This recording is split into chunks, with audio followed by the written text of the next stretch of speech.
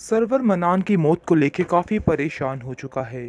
वो जानता है कि अब उन लोगों के साथ कोई भी रिश्ता बाकी नहीं रहा, लेकिन फिर भी कुछ न कुछ यानी कि इंसानियत के नाते वो वहाँ पर जाना चाहता है। लेकिन अब देखेंगे कि सरवत उसको कहती है कि आखिर तुम उधर जाके क्या करोगे? देखो सुल्तान ने हमारे साथ क्या कुछ नहीं किया है। लेकिन असरा आगे से जवाब देती है और कहती है कि नहीं, मैं ऐसा नहीं चाहती। मैं चाहती हूँ कि कोई ना कोई ज़रूर जाए, क्योंकि उन्होंने कभी आज तक मुझसे कुछ बुरा नहीं कहा है। इसलिए कभी भी मैं किसी के लिए ऐसा नहीं सोच सकती हूँ। आगे से आप देखेंगे कि वो कहती है सरबत कि ये बेटा तुम्हारा ज़र्फ़ है, क्योंकि सब लोग एक जैसे थे तब जाकर ये सारा मामला तय हुआ। लेकिन वो समझाने की कोशिश कर रही है और कहती है कि सबके एक होने से कोई फ़र्क नहीं पड़ता था, सुल्तान अकेला ही काफ़ी था इन सब बातों के लिए। क्योंकि तल्लत यानी कि जो तल्लत है सुल्तान की माँ है, उसने कभी मेरे साथ बुरा नहीं किया और ना ही कुछ कहने की कोशिश की है। जो कुछ भी कभी हुआ है वो सिर्फ़ और सिर्फ़ सुल्तान की चालाकियों की वजह से ही हुआ है। इसके अलावा मज़ीद ऐसा कुछ भी नहीं हुआ है। आगे से आप देखेंगे कि बहुत ज़्यादा अब सुल्तान परेशान हो चुका है, क्योंकि वो जानता है कि उसकी बाप की मौत का ज़िम्मेदार वो अकेला खुद है, क्योंकि उसी की टेंशन की वजह से ही उसका बाप अब इस दुनिया में नहीं रहा है। तल्लत भी अब इस चीज़ के पीछे पड़ चुकी है और सुल्तान को कहती है कि ये सब कुछ तुम्हारी वजह से हुआ है। तुम अगर ऐसा ना करते, उसको इस तरह की तकलीफ़ अज़ियत ना देते, तो आज शायद ऐसा कुछ भी ना होता। खैर आप देखेंगे कि असरा भी काफ़ी उदास हो जाती है मनान की इसकी बात के बारे में, और वो कहती है कि मुझे बहुत ज़्यादा दुख हो रहा है, बहुत ज़्यादा अफ़सोस है कि आखिर ये सब क्या हो गया, कैसे हो गया।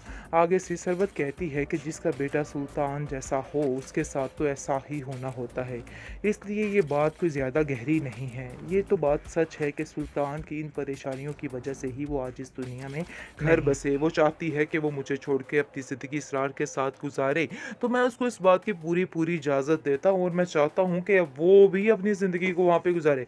लेकिन तलत कहती है कि ये इन सब कामों का वक़्त नहीं है। तुम जानते हो कि उसके खाला के ससुराल वाले भी आ रहे हैं और सारे देख के क्या बोलेंगे, क्या कहेंगे कि आखिर आपकी बहू किधर है?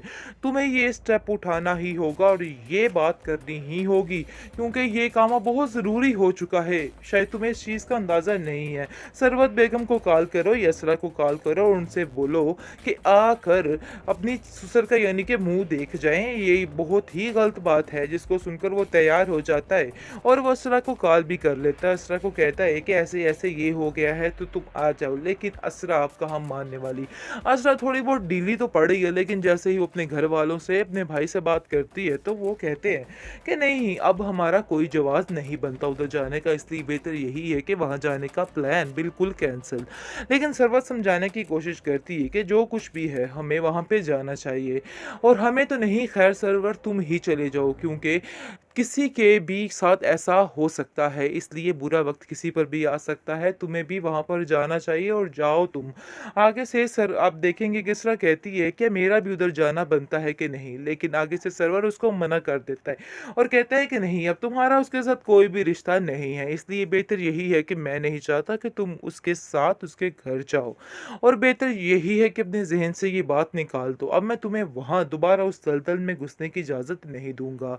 फिर तुम जाओगी और फिर तुम्हारे सारे जो ज़ख्म हैं वो फिर से हरे-भरे हो जाएँगे और अब मैं तुम्हें मज़ीद परेशान नहीं देख पाऊँगा। बेहतर यही है कि ये सारी बातों को भूल जाओ और अपनी ज़िंदगी को बेहतर तरीके से इसरार के साथ शुरू करो। जो तुम्हारे साथ सिंसियर है, उसके साथ सिंसियर रहने की कोशिश करो, वरना मुश्किल हो जाएगी। ट्रॉमा सीरियल शिद्दत में आप देखेंगे कि तलत काफी परेशान है मनान की तबीयत को लेकर और कहती है कि पता नहीं तुम्हारे बाप को क्या हो रहा है। उसके हाथ पांव ठंडे हो रहे हैं और काफी तबीयत उसकी खराब हो रही है। लेकिन देखते ही देखते ऐसा होता है कि वो जमीन पर गिर पड़ता है और उसके बाद उसको होश ही नहीं रहती है। लेकिन इस कदर तबीयत खराब होने की वजह से काफी घबरा जाती है तलत और कहती है कि देखो, मनान को क्या हो गया, ये तो बिल्कुल ही ठंडे पड़ चुके हैं, इनको तो पता नहीं क्या हो गया। यानी कि इस बंदे ने इतनी टेंशन ली अपने बेटे की कि वो सोच भी नहीं सकता था कि इस कदर उसके साथ ज़ुल्म हो जाएगा कि उसके बाप जान से चला जाएगा। क्योंकि जब भी वो उससे बात करने की कोशिश करता था और कहता था कि अपने आप को सुधार लो, लेकिन फिर भी वो सुधारने की बजाय उल्टा अपने बाप को ज़लील करता रहा और कहता रहा कि आपको इससे क्या मतलब? आप इस तरह की बातें मेरे साथ मत करें। आगे से आप देखेंगे कि अब वो सिर्फ़ और सिर्फ़ रो रहा है और चीख चिल्ला रहा है, क्योंकि अब उसके पास कोई भी ऑप्शन नहीं बचा और उसका ऐसा लग रहा है कि जैसे उसका सारा जहान ख़त्म हो गया है। क्योंकि उसकी इस तरबियत का ज़िम्मेदार 80 से 90% उसका बाप है, जिसकी वजह से ये सब कुछ हो रहा है। खैर आप देखेंगे कि बार-बार अपने बाप को याद किए जा रहा है और तलत को कह रहा है कि पता नहीं क्या उनको हो गया, कैसी बात उन्होंने अपने दिल में बिठा ली, जिसको सुनकर तलत कहती है कि तुमने जो असरा के साथ किया है, उनको इस चीज़ की काफ़ी ज़्यादा तकलीफ़ थी और ऐसा ना हो कि उनकी रूह को ठेस पहुँचे। तुम्हें चाहिए कि तुम अब सिर्फ़ और सिर्फ़ असरा को कॉल करो और असरा से माफ़ी माँगो और उसको बताओ कि तुम्हारा ससुर इस दुनिया से चला गया है और वो अपने ससुर का आखिरी चेहरे का दीदार कर ले। जिसको सुनकर वो कहता है, मैं ऐसा हरगिज़ नहीं करूँगा, मैं उस लड़की को यहाँ पे नहीं बुलाऊँगा। आगे से वो कहता है कि नहीं, उसको इसरार के साथ ही खुश रहने दो, क्योंकि वो चाहती ही नहीं है कि उसका घर बसे। वो चाहती है कि वो मुझे छोड़ के अपनी ज़िंदगी इसरार के साथ गुज़ारे।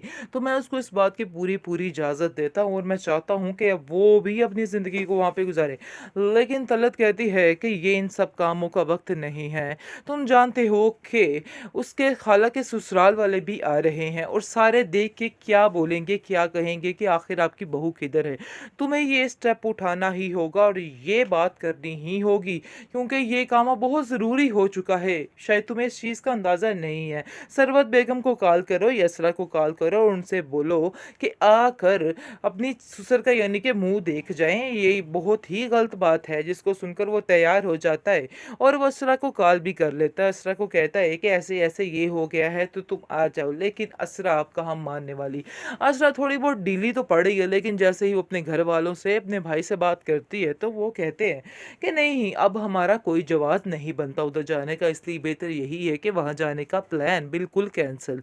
लेकिन सरवत समझाने की कोशिश करती है कि जो कुछ भी है हमें वहाँ पे जाना चाहिए और हमें तो नहीं, खैर सरवर तुम ही चले जाओ, क्योंकि किसी के भी साथ ऐसा हो सकता है, इसलिए बुरा वक़्त किसी पर भी आ सकता है। तुम्हें भी वहाँ पर जाना चाहिए और जाओ तुम।